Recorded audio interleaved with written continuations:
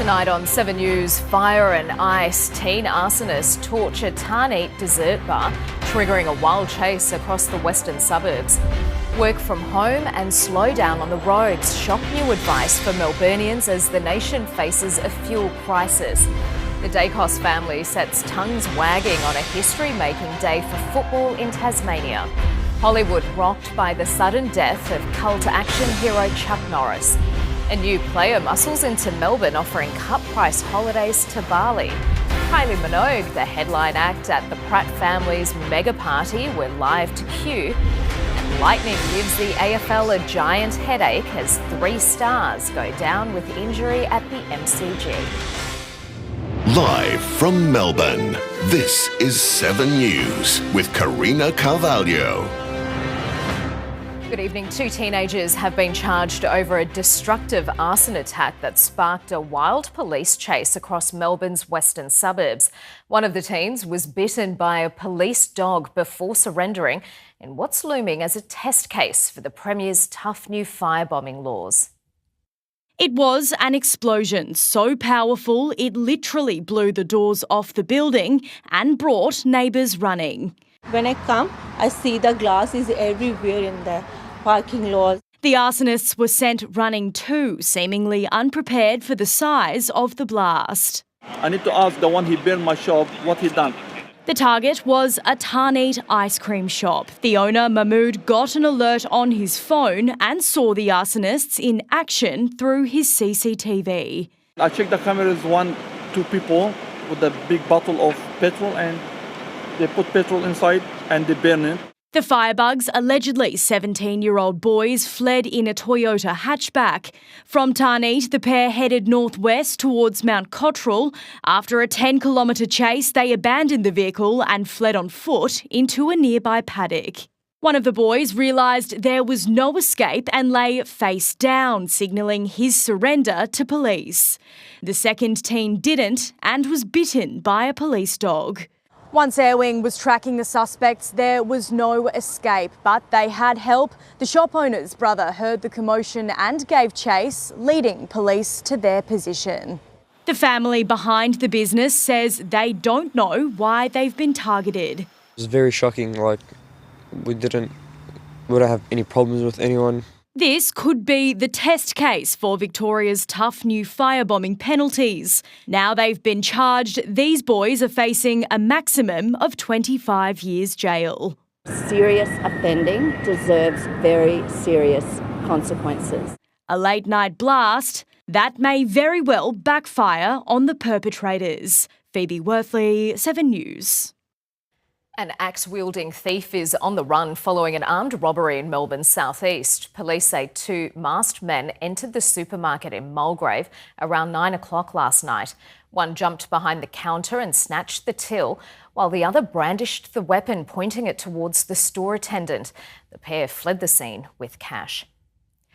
Work from home and slow down on the road. That's the new advice from the world's energy watchdog in the face of a global fuel crisis. While Donald Trump has singled out Australia over claims we're not doing enough to free the stranglehold on supplies. As Iranian strikes keep the Strait of Hormuz closed, Australian fuel prices head straight up. In many locations, diesel is north of $3 a litre. Some servos are dry. We need to identify where there are shortages and get the fuel to where it's needed. A new record high tonight, Hobart and Darwin the most expensive for unleaded, Brisbane and Adelaide the top for diesel. The consumer watchdog is allowing fuel companies to coordinate supply, but is watching for collaboration on pricing. The opposition leader at the Camden show in Sydney says Australians are getting fleeced. They're desperately worried that there is a government that doesn't understand what it takes to get fuel to the customers who need it. The government says Australia now has 38 days of petrol, 30 of diesel and 30 of jet fuel. Which is an increase in what there was. The US president critical of the PM for not sending warships to reopen the Strait of Hormuz. I was very surprised. We should get involved. The PM says no requests have been made. What he's talking about? Support if the President does ask to... Well, he hasn't asked, so I'm not going to go through hypotheticals. New Zealand is the latest country to sign a statement that condemns Iran for its attacks that have sent global oil prices soaring. Australia still hasn't. These countries are signing this letter and Australia refuses to. Now, why? We continue to engage constructively with our American friends. Josh Martin, 7 News. Iran has issued a dire threat, warning tourist centres around the world won't be safe from their missile strikes. The United States, for its part, is making confusing statements about sending in ground troops. Striking near the world's holiest sites. A broken-up Iranian missile detonating in Jerusalem's Old City, right near the Wailing Wall, Church of the Holy Sepulchre and the Al-Aqsa Mosque, where prayers turned to clashes.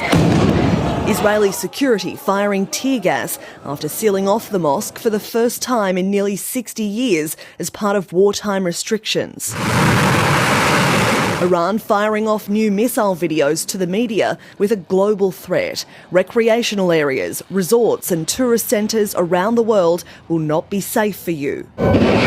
The US Central Command hitting back, enemy targets blasted to bits as Donald Trump launches a new war of words. I don't want to do a ceasefire. Tonight, NBC reports President Trump is deciding whether to send in hundreds or thousands of ground troops. Options include opening the Strait of Hormuz, deploying troops to small islands in the Persian Gulf to stop Iran attacking boats. Another option, several hundred US troops to seize oil facilities on Karg Island, stopping cash flow to Iran. Or potentially the most dangerous option, sending troops to retrieve Iran's highly enriched uranium. At first, the president denied troop plans. No, I'm not putting troops anywhere. But pressed again. That if I told you the answer to that question, my military people would be very happy. Later posting, we're getting very close to meeting our objectives as we consider winding down our great military efforts. As Iran's new supreme leader is quoted on state TV claiming the enemy is defeated. He still hasn't been seen. On the other front, Hezbollah continues firing rockets from Lebanon into Israel. The toll in Lebanon continuing to mount. Whole districts destroyed and deserted, with Israel still copping it from all sides. Despite claims Iran's missile capabilities are near decimated, they continue to fly in. This the result of a small bomblet from a cluster warhead. A price of war some are willing to pay.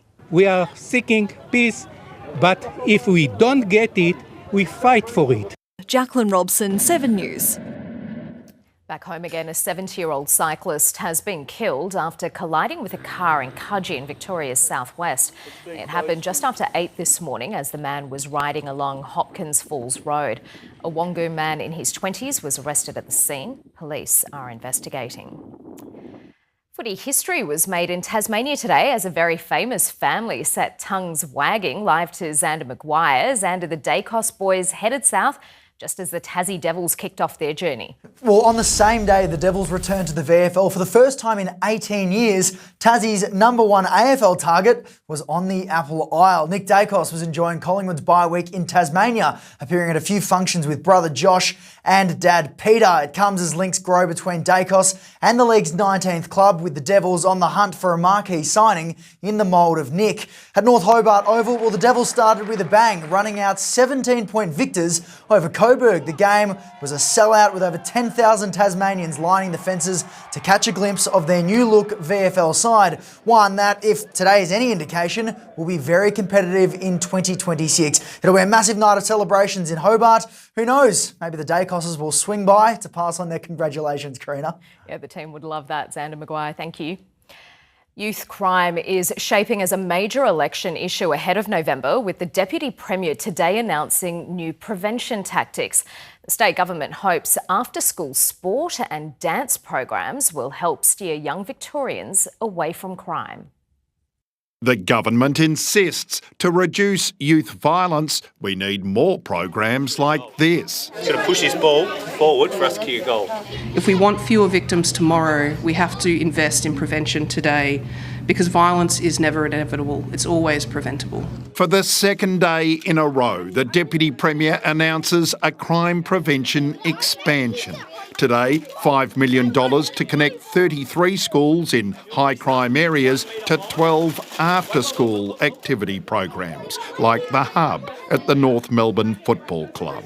The dead zone after school hours, from the bell to when the parent gets home, that is often the time where kids get involved in crime as either perpetrators or victims.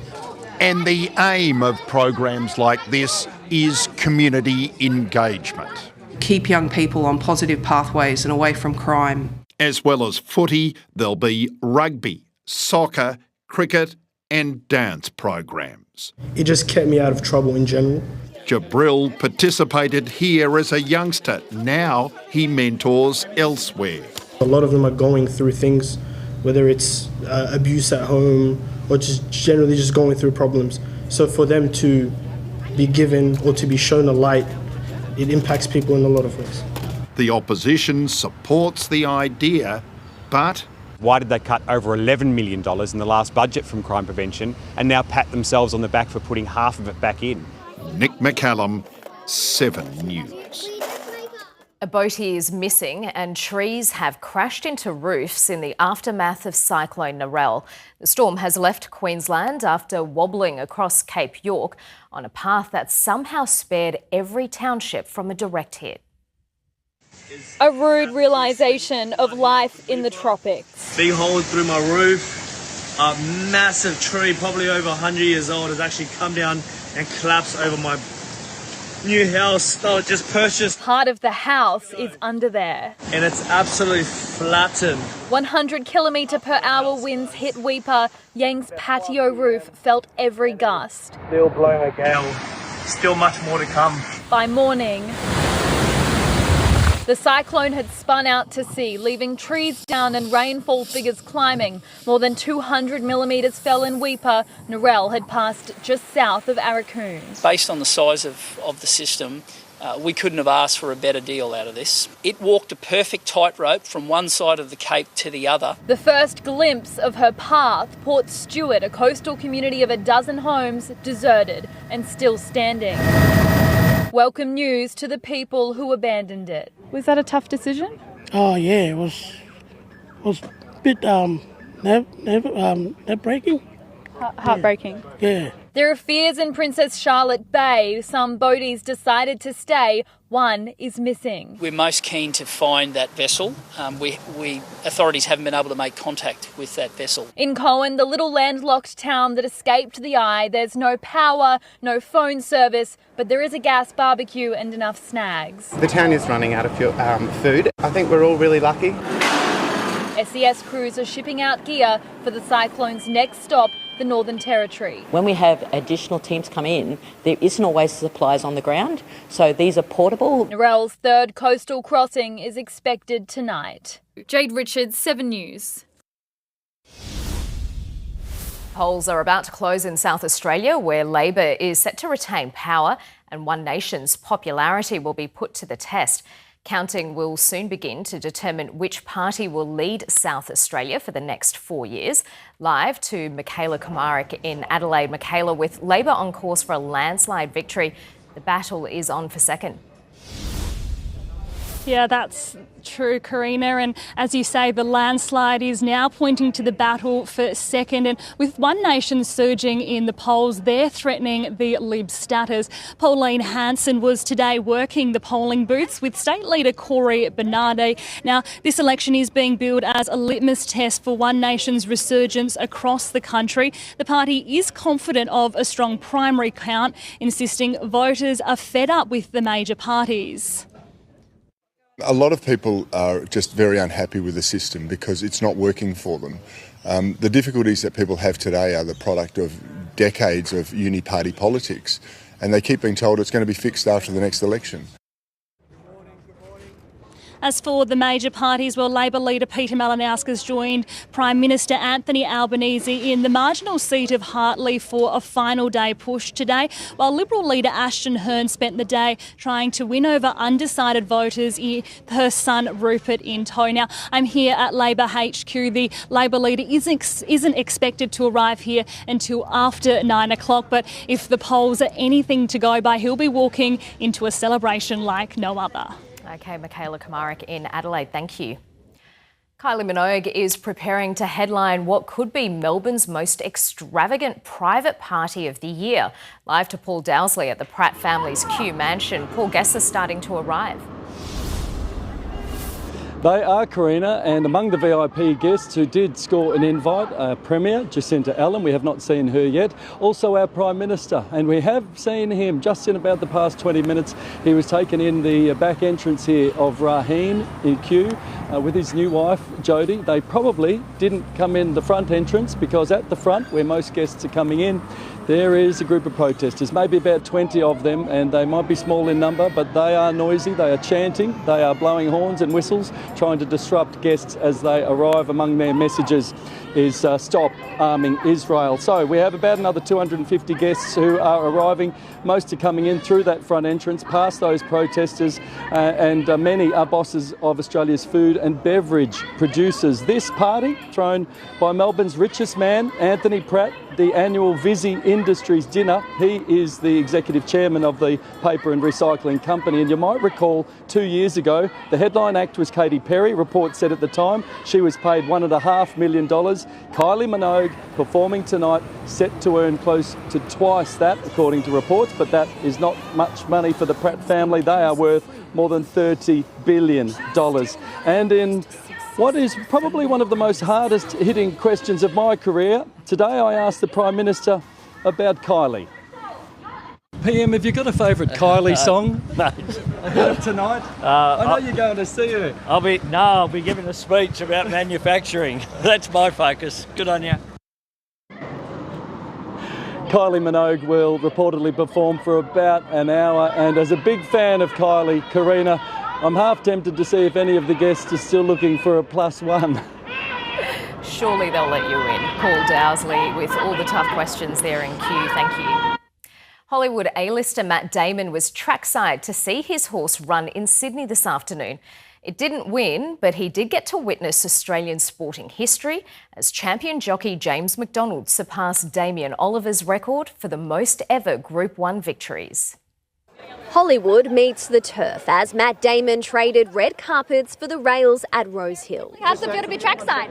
It's amazing. I'm really excited to see these beautiful horses. His own horse scratched from today's race, but that didn't stop the Oscar winner from enjoying his vacation down under. Matt Damon! Today, everywhere you looked, the racecourse was glittering.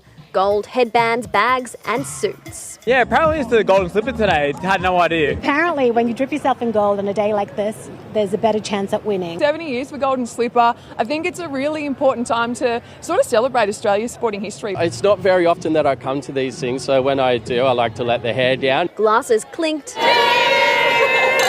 And drinks flowed as friends toasted to a day of fun. Weather's pretty hot, so yeah, cold drinks is probably the big win here. The only safe bet, that everyone is here for a good time. I'm up about $50, but I expect I'll probably lose all of that. And while colour may have dazzled the crowd, it was the speed and skill on the racetrack that shone brightest. Every champion has to start somewhere, and for many, it begins right here. The Golden Slipper, a race for the youngest contenders, where futures take flight. James McDonald raced his way into history. This is a win that'll live forever for James McDonald. 130 Group 1 winners. Guiding Autumn Boy to victory, the champion jockey is now the most successful Group 1 rider in Australian history. A golden victory, topping off a golden day. Amy Clements, 7 News. Lightning has struck twice in Sydney. Theo Doropoulos joins us. Theo, the Saints and Giants had to hunker down. Well, Karina, it was a bit of wild weather to start this one. It delayed the start of the clash, but the Saints brought the thunder when play resumed, leaving Adam Kingsley firing a few lightning bolts of his own. Highlights soon. Also, injury woes for the Tigers as the captain and a star forward are struck down by hamstring issues. And Sam Kerr eases concerns about a knee complaint ahead of tonight's Asian Cup final against Japan. Karina, more sport coming up soon. Okay, looking forward to it. Thanks, Theo. Australia's holiday obsession with Bali has sparked a passenger crunch. Up next, the new airline set to shake up travel from Melbourne Airport. Also ahead on 7 News, how Hollywood is paying tribute to legendary action hero Chuck Norris after his shock death. My jury has come down hard on Elon Musk over a $44 billion move. And Flappy Gilmore, the pesky peacock, has got local law enforcement officers in a flap. From bagpipes to boy bands, this show's got it all. Yes! There's only one word and it was sensational. But one act.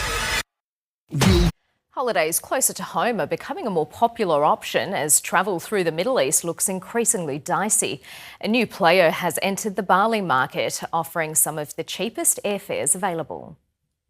AirAsia's 5 a.m. Tullamarine touchdown with a wave from up front. This, the newest option to Bali on Melbourne Airport's most competitive route. It was definitely the cheapest flight with the best deals. Government rules limit the number of seats Australian airlines can sell to Indonesia, and they're at capacity, 25,000 per week out of Sydney, Melbourne, Brisbane and Perth. But smaller airports are not part of that agreement, which is why Jetstar and Virgin launched Bali services from Canberra and Newcastle. Any capacity added to the market is absorbed pretty quickly. More than 100 Bali flights per week makes Jetstar the busiest airline flying there. AirAsia comes second, already flying out of other capitals. Virgin Australia third, ahead of Batik Air. Full-service airlines Garuda and Qantas have far fewer services, leaving much of the heavy lifting to low-cost carriers. I don't really care what time it's I'll get at the cheapest flight. From July, Qantas tightens lounge access, banning most Jetstar international passengers from entering, even if they hold platinum status. Certainly there will be some groups who are disappointed. Platinum flyers who are able to use the Qantas lounge before Jetstar flights, for example. Bottomless champagne and salt and pepper squid is pretty good for a $199 fare to Bali. Top-tier Platinum 1 frequent flyers are not affected by the changes. Certainly it is going to help with overcrowding. There are a number of travellers using these lounges who aren't frequent flyers, they're not elite members. Blake Johnson, 7 News. Elon Musk has been found liable for misleading investors in the lead-up to his takeover of Twitter. A jury in a civil trial found the billionaire deliberately drove down Twitter's stock price with a pair of tweets months before he bought the social media company for $44 billion and renamed it X. In one of the tweets, he claimed his forthcoming deal with Twitter was temporarily on hold. Hollywood has lost one of its greatest action heroes after the death of Chuck Norris at the age of 86. The cult hero, known for his roundhouse kicks and dry one-liners, died after a sudden medical emergency. This was Chuck Norris 10 days ago, on his 86th birthday.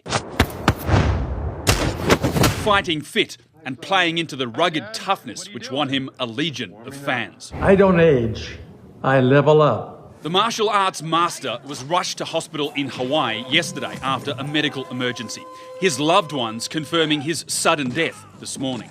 While we would like to keep the circumstances private, please know that he was surrounded by his family and was at peace. Everybody loved this guy. He spans so many generations. After serving in the US Air Force, Chuck Norris became world karate champion and he started teaching celebrities. I had thought about acting. I talked to Steve McQueen about it and he encouraged me to pursue it. He went on to star in a string of action films, including The Way of the Dragon as Bruce Lee's nemesis and the long-running TV series Walker, Texas Ranger. You have the right to remain silent. Tough cookie. You didn't want to fight him. Norris, whose real name was Carlos, became a symbol of American masculinity, spawning countless online memes, humour which he embraced. I heard another rumour that you were bitten by a king. Yeah, I was. 5 days of agonizing pain. The cobra died. He really had this tough guy persona, great with one-liners. An icon of action, his fellow hard men paying tribute, describing him as a badass, all-American, the champ, and that he will never be forgotten. His final big screen appearance, an Australian comedy. This is Commander Chuck Norris. Get me the president. Zombie Plane is set for release later this year.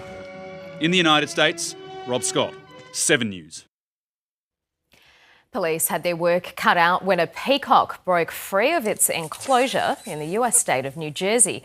They were called to wrangle the bird, but it escaped their clutches again and again, clearly enjoying its newfound freedom.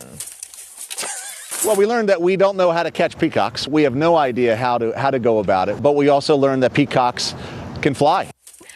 As we go to air tonight, the peacock is still at large. Police have given it a nickname, by the way, Flappy Gilmore. A big welcome back to Melina Sarris, who's here with the weather. Melina, this burst of sunshine should see us through the weekend. It should, Karina. Thank you. It is so nice to be back. The city began the day on 13 degrees before hitting a top of 21.8. That happened just a short time ago. So outside now, it is still sitting on around 22 degrees. And we are warming up tomorrow. Some areas will be nudging the 30s around the suburbs. We'll have early fog and then a mostly sunny day. And it will be quite similar on Monday as well. I'll have the full forecast right after sport, Karina. Sounds lovely. Thanks so much, Melina. Dozens of warships have flooded Sydney Harbour for the ultimate military show of force. We'll have the latest next on 7 News. Also ahead this hour, police body cam exposes the moment Hollywood megastar Justin Timberlake was busted drink driving. And Norway's crown princess becomes the latest royal linked to Jeffrey Epstein. In a remarkable display of military might, warships from 19 nations have sailed into Sydney Harbour. A ceremonial fleet review marked 125 years of the Royal Australian Navy on a backdrop of global tensions. Silhouetted in the early morning, warships here for the fleet review. Through Sydney heads, one by one, 30 Navy vessels from 19 different countries, here to salute the Australian Navy, its 125th birthday. The biggest review in Sydney Harbour in more than a decade. Australia's Five Eye partners, the US, UK, New Zealand and Canada, ships from Japan and Southeast Asia vying for parking spots in the harbour, putting on a show. It's not every day you get to see our Australian Navy. And acknowledge the good work that all these people do. And for families like the Kellys, one of their sons on his first voyage. Oh, I'm holding back the tears today because it's very proud. Celebrated too in the sky, the Navy's big day, but the Air Force joined in. On the water, the international fleet officially reviewed, a tradition done in the past ahead of battle. The review, part of the maritime exercise Kakadu, hosted by the Australian Navy every 2 years, this one with a backdrop of international uncertainty. The exercise involving 6,000 personnel across its largest area ever, Jervis Bay, stretching to Darwin. Disaster relief and constabulary operations right up to the higher end of warfighting skills and making sure that we are at the very peak of readiness. Chris Meyer, 7 News. Norway's crown princess says she wishes she never met paedophile Jeffrey Epstein. Princess Mette Mary has given her first interview 7 weeks after it was revealed she exchanged hundreds of emails with the convicted sex offender. Jeg visste ikke at han var en seksualforbryter eller en overgriper, hvis det det du spør om. For det mange som har oppfattet tonen i e-postene som intim. Er det en rett oppfattelse? Jeg opplever det ikke sånn. Jeg opplever det mer som en kameratslig tone. The princess admitted she was too trusting, saying she tends to think the best of people. Police body cam of Justin Timberlake's 2024 drink driving arrest has been released to the public. It shows the singer slurring his words and failing sobriety tests after his defence lawyers lost a fight to keep the vision secret.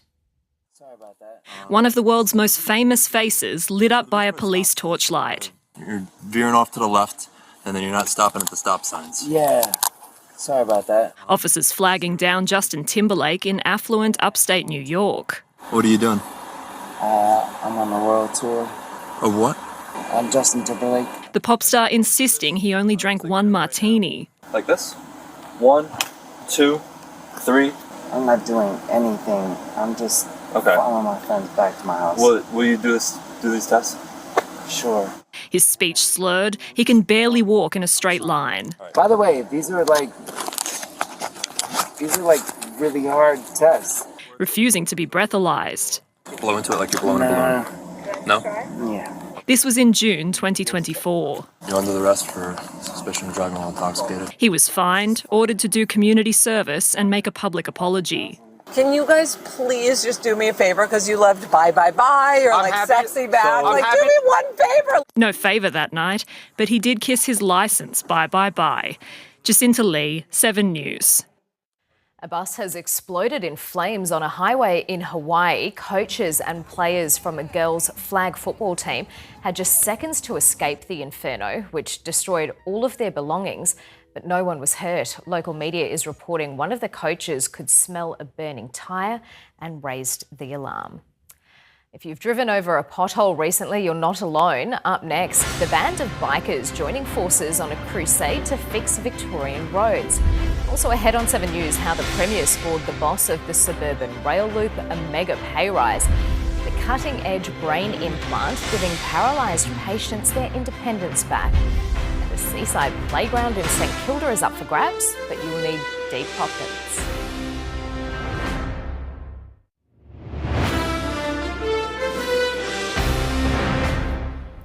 It's been revealed Jacinta Allen personally called for the boss of the Suburban rail loop to be given a major pay rise.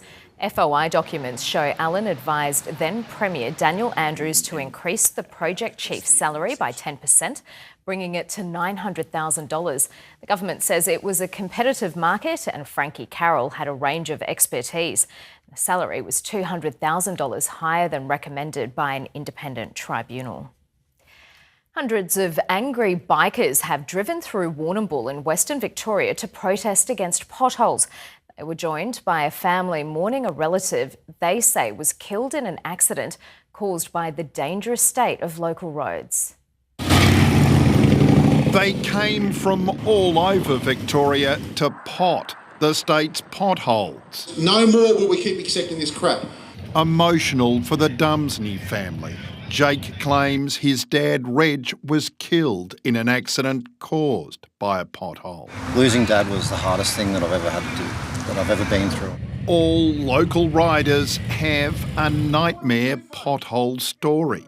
I hit a massive pothole that threw me onto the other side of the road, and if there was a vehicle coming, I would have been killed. Some of those potholes are bigger than the front wheel of the motorbike. I cannot ride it at night through the potholes, so it's too dangerous. The local MP says it's causing so many accidents. There has to be some contribution of the state of the roads. Just look at them. We want to show them that we're from Melbourne, we actually care about them, and we're going to move heaven and earth to try and make this an election issue.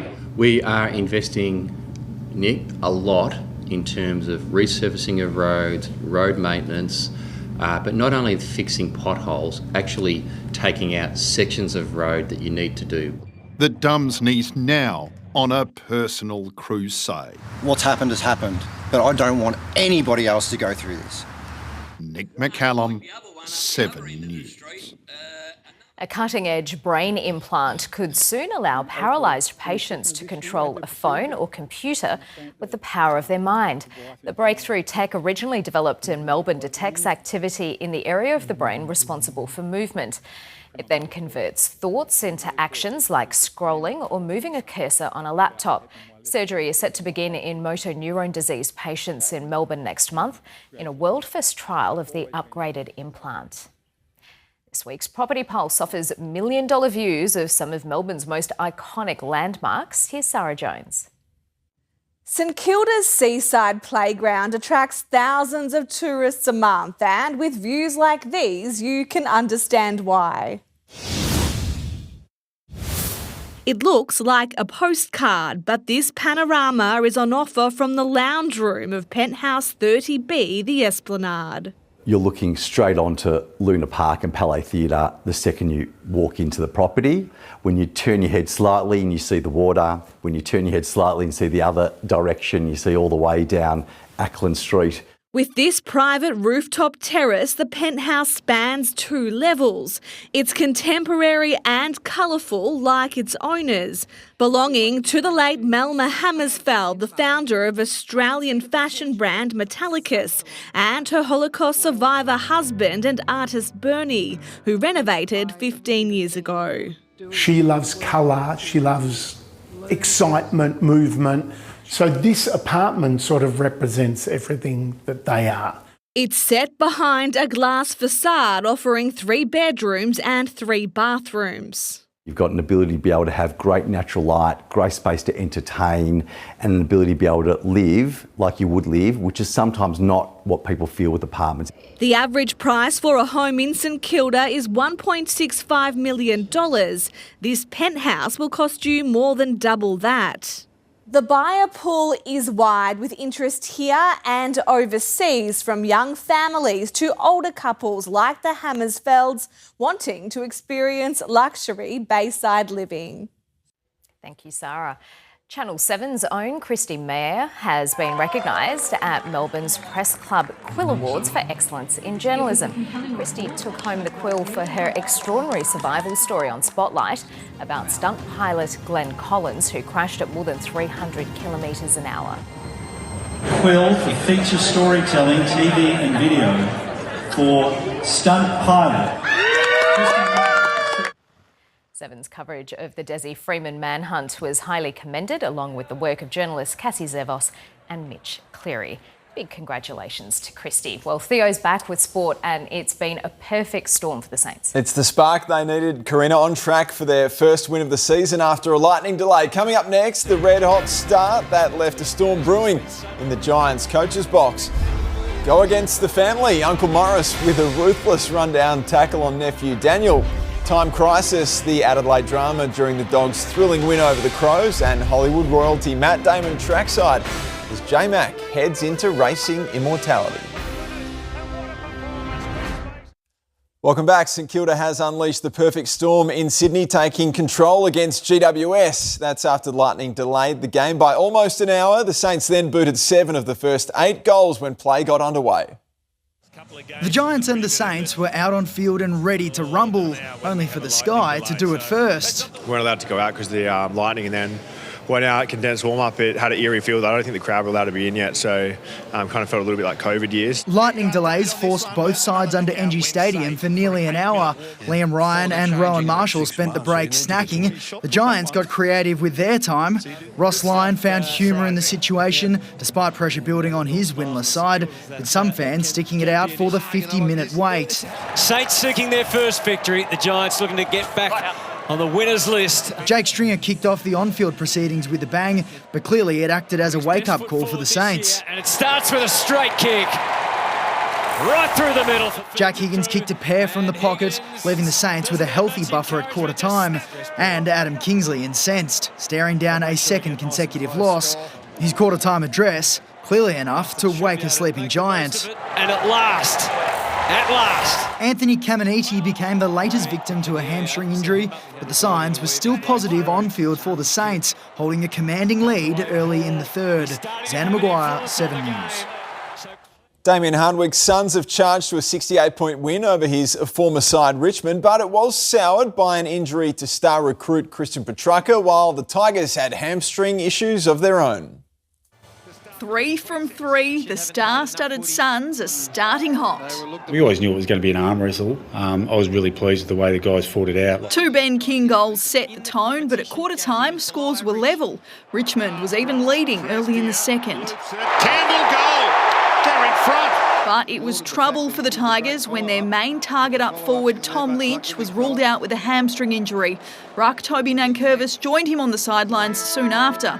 They felt both of them were just a small tweak, but until you touch wood, until you get a scan, you can never predict hammies. Gold Coast star recruit Christian Petrarca suffered the same fate, icing his hamstring too.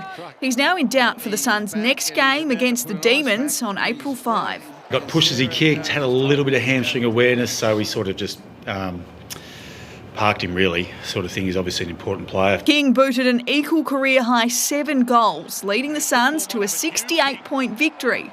He's very efficient, isn't he? He's a beautiful kick of the ball. What I will say, he's had a wonderful off-season. His pre-season's been fantastic. While Maurice Rioli added to his highlight reel, not going easy on his former teammate and nephew Dan. Rioli, hard it down by Rioli. And for all time. Dima told me in the warm-up at the start, he was like, I got a mid-try for you if you tackle Daniel. So, yeah. He got in my ear. As soon as he tackled me, he was like, that's a mid-try, that's a mid-try. Kate Massey, 7 News. Brilliant. Enjoy the meat trade. Luke Beveridge has played down the Dogs' red-hot start to the season. The Crows roared to life late, booting 5 goals in the final term to take the lead. But some late heroics from Bailey Williams and then Oscar Baker sealed the deal in Adelaide, making the win even more dramatic. The loss of the in-game clock, leaving both teams in the dark. No one knew what the time was until it got to about 5 or 6 minutes to go. I think everyone was flustered because you weren't sure how urgent it was. Baker, Aaron Norton and Joel Frazier all booted 3 goals in the 6-point win. It's just over an hour before tonight's Asian Cup final kicks off between the Matildas and Japan in Sydney. To settle the nerves, the Tillies relaxed with a team walk this afternoon. There was no strapping on Sam Kerr's knee as she strolled with son Jagger and was happy to pose for photos. There are reports Kerr may move back to the US at the season's end when her contract expires with UK Giants Chelsea. Aussie Cam McAvoy has broken the 50 metres freestyle world record with a blistering 20.88 finish in China. So I knew I had a chance to maybe do a PB, maybe go 20.99, but I couldn't ask for anything better. It's incredible. The record was previously held by Brazilian Cesar Cielo for almost 17 years.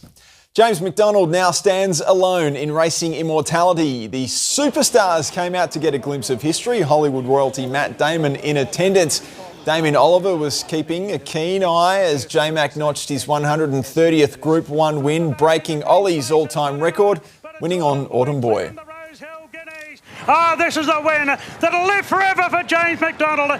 I'm very humbled by all the support, all the kind words. I can't feel my hands at them. Yeah, I mean, anytime you see somebody just achieve something that incredible, it's special to be even a small part of it, just to be here to see it. And there was an upset in the feature race with Guesthouse taking out the $5 million Golden Slipper. Not a bad day at the office when Matt Damon watches you have a history-making moment. I just love that you called it goodwill punting. It's incredible. Very clever. Big day tomorrow too, the Dons in action and footy feast before that starts. A massive day. Sunday footy here on 7, Karina. Thanks so much, Theo. Well, Melina Sarris returns now with the forecast, and we've got a burst of summery weather on the way, Melina. We do, Karina. We're warming up tomorrow and the sunshine continues on Monday. I'll have the full forecast right after the break. Hello again. We started the weekend with sunshine and there is more on the way. The city made it to 21.8 degrees. Late today outside now it is sitting on 22 degrees. It was cloudy to start, but once the grey skies cleared out, we had bright sunshine, 23 in Essendon, up to 25 degrees in Viewbank. On the satellite, a ridge of high pressure lies over the south with an area of low pressure lingering around the northeast of the state. That ridge extends across the state tomorrow, allowing our temperatures to climb towards the 30s. Checking our capitals, showers in Brisbane, a shower or two for Sydney as well. Mostly sunny in Hobart and Adelaide, and over in Perth as well. Sunny there too. In Victoria, morning fog patches in the south. Then it's warm and mostly sunny across the state. Showers and thunderstorms may pop up in the afternoon just over the far east. Closer in after a foggy start, it will be mostly sunny over the suburbs with some light winds, up to 30 in Watsonia and Yarra Glen, 29 at Essendon and at Moorabbin as well. We are partly cloudy in the city tomorrow after a low of 14 degrees. We are heading for a top of 29. Monday is mostly sunny, 26. Then we have some muggy and possibly wet weather on Tuesday and Wednesday. By Thursday, there is a big change. Showers and a top of 19, but that will drop off during the day, leaving us feeling quite cold. It's just 16 degrees on Friday, and we could have a possible shower on Saturday with a top of 19. 19 degrees. So get out there and enjoy tomorrow's beautiful sunshine while it lasts, Karina, and some more on Monday as well. Just a little taste of summer. Absolutely. Thanks, Melina. And that's 7 News for this Saturday. Thanks for your company. For now, from the 7 News team, take care and good night.